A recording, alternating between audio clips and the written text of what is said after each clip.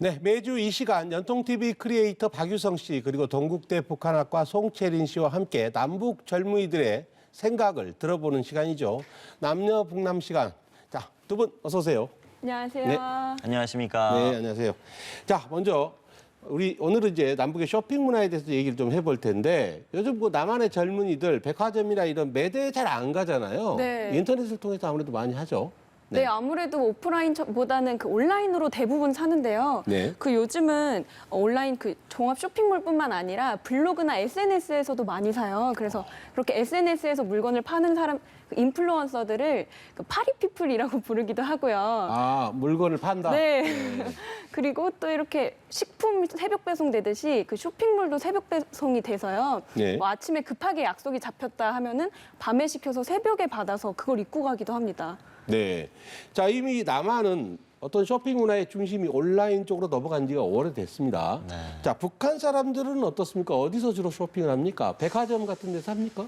백화점이 있긴 합니다. 각 네. 도시군에 뭐 역전 앞에 있는 백화점, 역전 백화점, 뭐 평양 백화점 이렇게 큰 백화점들이 있는데 사실 북한 주민들이 애용하는 것은 바로 장마당이죠. 네. 북한의 뭐 장마당이 2018년 기준으로 한 450개 정도가 된다고 해요. 그러니까 장마당이 없는 게 없을 정도거든요. 그래서 장마당에 가면 각양각색의 어떤 물건들이 다 있습니다. 이제 공업품이라고 해서 옷을 파는 매대, 그리고 뭐 고기를 파는 매대, 그리고 또 곡식 같은 것도 파는 매대. 그러니까 없는 게 없죠. 그래서 그런 데서 다들 이제 많이들 사고요. 그리고 이제 장마당에서 제일 인기가 많은 게 많이 사 입고 이런 게 이제 그 인민복이라고 해가지고 젊은 친구들은 이제 학교를 졸업하거나 공장 기업소 갈 땐 그걸 많이 사 입고요. 그리고 우리 어머니들은 또 피부에 관심이 많으셔가지고 그 살결물이라고 해서 봄향기라고 이제 북한에서 나오는 게 있거든요. 그런 거 어머니들이 그냥 줄 서서 사고 그럽니다. 아, 우리로 치면 이제 스킨로션 같은 그런 거죠. 그렇죠. 네. 자, 그런데 북한 사람들은 쇼핑을 얼마나 자주 하는지 궁금합니다. 남한 사람들은 기분 전환 차원에서도 가고 막 그러잖아요. 그러니까 쇼핑을 너무 자주 하더라고요. 근데 네. 북한은 그렇게 자주 못 합니다. 사실 북한은 특별한 날에만 쇼핑을 좀 하는데 어떤 날이냐면 이제 학교를 졸업을 하거나 그리고 이제 뭐 공장 기업소에 새로 들어가거나 아니면 이제 높은 간부로 이제 좀 이렇게 올라가거나 이럴 때만 쇼핑을 많이 해요. 그리고 이제 옷을 사 입는 것도 사실 있긴 하지만 공업품에 대해서 네. 그 천을 사가지고 옷을 이렇게 해 입는 그런 것들이 많거든요. 그래서 엄청 빠릅니다. 이제 그 재단사들이 장마당에서 집까지 이제 옷을 배달해 주는데 그게 뭐 빠르면 아침에 이제 사이즈를 재면 저녁에 이제 완성이 맞춤 옷인데 맞춤 옷인데 그 정도로 이제 빠르게 이렇게 맞춤 옷이 되고 있습니다.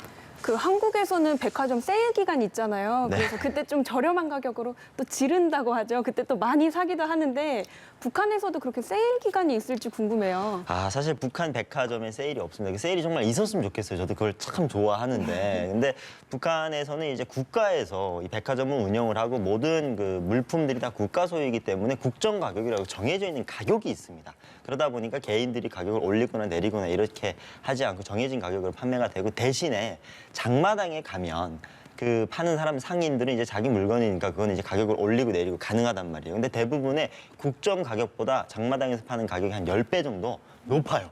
예, 그래서 대부분 세일이란 말은 거의 없습니다. 네. 그런데 백화점에 세일은 없다 하더라도 지금 뭐 남한에서도 재래시장 가면 네. 물건값을 갖고 흥정도 하고 깎기도 하고 그러잖아요. 네. 북한 어떻습니까? 장마당에서 그런 게 좀 있습니까? 장마당에서 그걸 안 하면 바보입니다. 아. 네, 흥정을 안 하면 바보예요. 그래서 북한에서 이런 말이 있습니다. 장사꾼은 자기 아버지도 속인다. 라는 말이 있기 때문에 무조건 물건을 살 땐 허리 꺾기 들어가야 됩니다. 허리를 꺾습니까? 네. 무슨 뜻이죠? 굉장히 그 약간 무섭게 들릴 수도 있지만 네. 이제 가격을 장사꾼이 얘기를 하면 무조건 절반 가격을 치고 들어가야 됩니다. 5,000원짜리를 얘기하면 무조건 2,500원에 사겠습니다. 이렇게 얘기를 하고 장사꾼이 안 팔아요. 그럼 일단 그 매대를 떠납니다. 그럼 무조건 잡게 돼 있어요. 네, 파는 놈이 안 달라게 돼 있거든요. 네, 그렇군요. 자, 이야기를 하다 보니까 제가 지금 북한의 장마당, 뭐 또 백화점 이런 데서 좀 구경을 하는 그런 느낌까지 들게 되는데, 채린 씨 요즘 중고거래 사이트가 우리 젊은이들 사이에서 굉장히 인기라면서요? 네, 그 중고거래 사이트, 중고거래 앱이 되게 인기인데요. 또 젊은이들뿐만 아니라 저희 어머니도 정말 애용을 그러세요? 하세요. 네.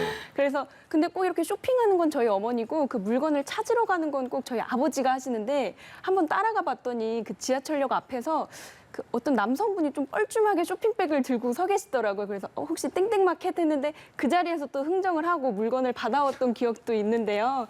그렇게 워낙 이렇게 좀 안 쓰던 물건을 파면 쏠쏠하잖아요. 그래서 오랜만에 집에 가면 또 제 입는 옷인데도 이렇게 다 하나씩 꺼내서 파시더라고요.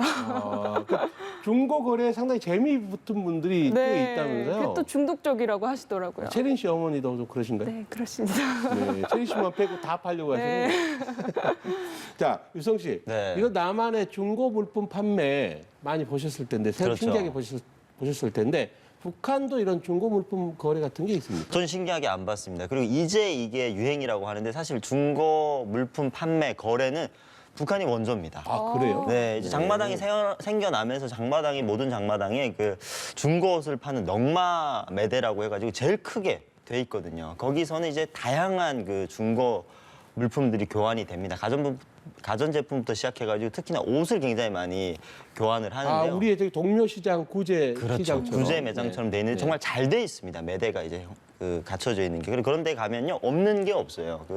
뭐 미국 옷부터 시작해서 한국 옷, 중국 옷 이런 것들이 있는데 북한에는 특히나 이제 미국 옷이나 한국 옷의 그 택이 있으면 판매가 안 되거든요. 네. 그래서 그런 걸 다 잘라서 서로가 이제 팔고 이렇게 교환을 하게 되고요. 어머니들이 그런 거 워낙 좋아하시니까 가서 이제 사는 어떤 방법 같은 거, 옷 같은 거는 소매를 무조건 봐야 되거든요. 이게 오래 입으면 늘어나니까 그런 걸 해서 줄 서가지고 너 거다 내 거다 아주 가관입니다. 그럼 장마당에서 그렇게 옷이랑 화장품도 산다 그랬는데 결제는 어떻게 하는지도 궁금한데요. 아. 카드 결제 북한에서 가능한가요? 북한의 최근에는 이제 그 체크카드 기능이 나와서 카드 결제가 가능하다라고 이제 북한 선전매체에서 나오고요. 최근에는 또 스마트폰으로 스마트폰 모바일 결제 이것도 가능하다라고 하더라고요. 근데 사실 장마당에서는 그래도 다 현금 모든 게 다 현금으로 가능합니다. 그러다 보니까 이제 한국처럼 뭐 할부제 이런 건 없죠. 대신에 장마당에서는 이제 그 외상은 있습니다. 근데 이 외상이 이제 내가 이달에 5,000원짜리 옷을 사서 외상을 했는데 다음 달에 물 때 그 가격이 만약에 6,000원으로 올라간다. 그럼 6,000원을 지불을 해야 됩니다. 그때 그 가격으로. 네, 그렇군요. 자, 북한에서 모바일 결제를 한다는 게 상당히 신선하게 들리는데, 그럼 인터넷 쇼핑도 합니까? 인터넷 쇼핑은 사실 최근에 북한에서 이제 북한 그 웹사이트에 만물상이라는 웹사이트가 만들어져서 이제 북한에 있는 합병 회사들이 네. 거기다 이제 물건을 올려놔서 결제를 이제 구매를 하면 이제 집까지 배달해주는 그런 게 생겨났더라고요. 근데 사실 옛날부터 북한에는 이제 식당이라든지 아니면 뭐 장마당에서 작은 어떤 자영업을 하시는 분들이 물건을 픽업 서비스나 아니면 배달해주는 이런 문화는 항상 예전부터 있었거든요. 근데 이제 코로나19 때문에 이게 좀 더 왕성해진 것 같아요, 북한도. 네. 역시 남과 북은 격차는 좀 있지만 배달의 민족이다 이런 생각이 드는데요. 요즘 보니까 북한 매체에 나오는 걸 보면 북한의 쇼핑이나 상점 이런 쪽도 많이 모양새나 운영 방식이 달라진 것 같더라고요. 그렇죠. 북한이 이제 외래어를 많이 안 쓰는 걸로 널리 알려져 있잖아요. 네. 그래서 이제 뭐 상점, 뭐 직매점, 백화점 이런 용어를 썼는데 최근에는 이제 북한이 슈퍼마켓이라는 이제 용어를 붙여 사용을 하기도 하고 이게 판매 방식도 많이 바뀌었어요. 예전에 이제 직매점에서 구매자가 이제 그 판매한 동무한테 신발 한 컬레 주세요 이렇게 얘기를 하면 가져다 주는 시스템이었는데 최근에는 이제 우리나라의 전형적인 마트처럼 이제 구매자가 가서 이제 이것저것 담아서 결제하는 그런 방식으로 많이 바뀌었더라고요. 네.